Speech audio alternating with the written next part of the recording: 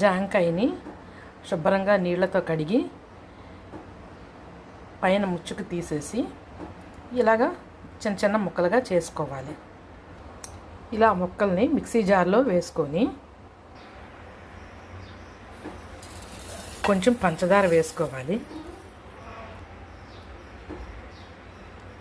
కొద్దిగా పాలు, మీ రుచికి సరిపడా పాలు వేసుకోవాలి. మిక్సీ పట్టిన వెంటనే చల్లని జాంకాయతో గవా జ్యూస్ సూపర్ టేస్టీ వితౌట్